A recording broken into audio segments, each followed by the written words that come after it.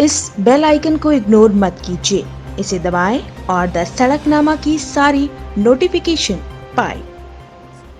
नमस्कार, मैं हूं प्रमोद और आप देखना शुरू कर चुके हैं दी-सड़कनामा.com। हरियाणा भाजपा के नए अध्यक्ष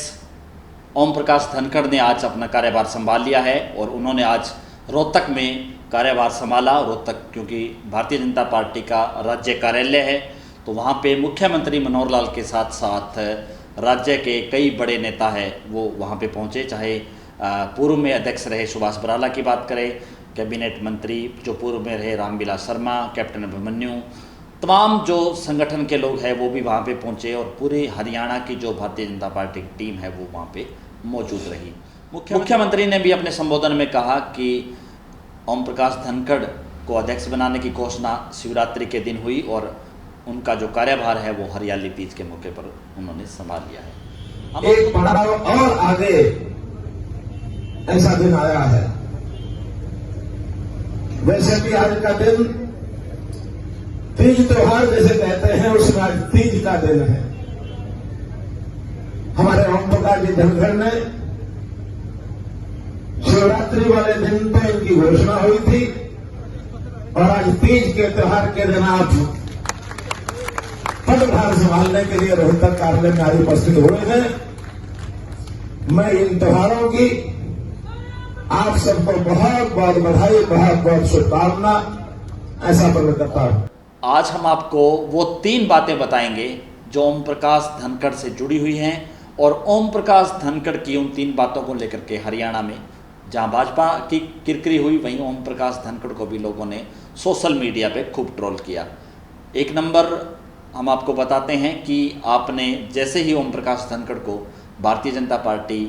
हरियाणा का अध्यक्ष बनाया गया तो वो वीडियो सोशल मीडिया पे खूब वायरल हो रही है, जिसमें ओम प्रकाश धनखड़ अपने कपड़े निकाल करके प्रदर्शन कर रहे हैं और कह रहे हैं कि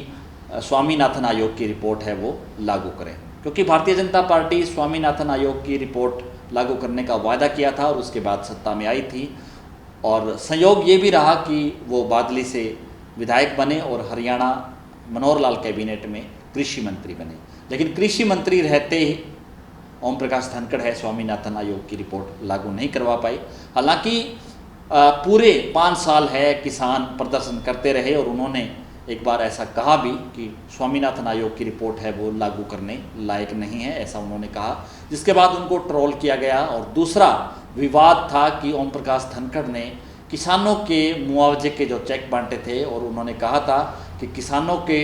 मुआवजे के चेक देखकर मेरा नाचने को मन करता है और उस मामले को लेकर के भी सरकार की खूब किरकिरी हुई। हालांकि ओम प्रकाश धनखड़ ने उसके बाद है सफाई भी दी और चूंकि अलग अलग राजनीतिक पार्टियों ने भी ओम प्रकाश धनखड़ को उस दिनों निशाने पे लिया और कहा कि हरियाणा के मुख्यमंत्री मनोहर लाल की कैबिनेट में एक ऐसे मंत्री जो किसानों को, जिनकी फसल बर्बाद हो चुकी है और जिन किसानों को मुआवजे का मरहम सरकार लगाना चाहती है और मुआवजे का चेक अगर कृषि मंत्री दे और वो ये बोले कि चेक देखकर मेरा नाचने को मन करता है, तो ये काफ़ी जो ये कहूँगा कि निंदनीय बात है। तो दूसरा ये मामला था जिसमें ओम प्रकाश धनखड़ की खूब किरकिरी हुई। और तीसरा मैं आपको बता दूं कि तीसरा मामला भी ओम प्रकाश धनखड़ से ही जुड़ा हुआ है, जिसमें उन्होंने स्टेज पे कहा कि ब्राह्मणों ने जो अपने गोत्र है वो ऋषि और मुनियों पे के नाम पर रख लिए और ब्राह्मणों ने ही जो जाटों के गोत्र है वो पशु और पक्षियों के नाम पे रखे। उन्होंने बाकायदा कुछ उदाहरण भी दिए। उस मामले के बाद भी हरियाणा में जो जाटों ने भी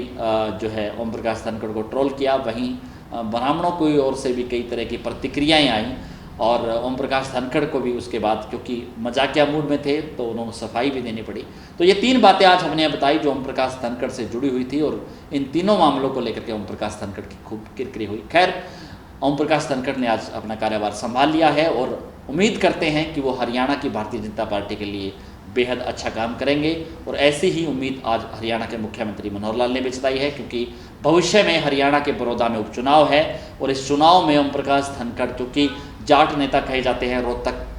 के, और रोहतक के साथ लगता हुआ जो इलाका है बड़ौदा जहाँ पे उपचुनाव होना है, तो भारतीय जनता पार्टी ने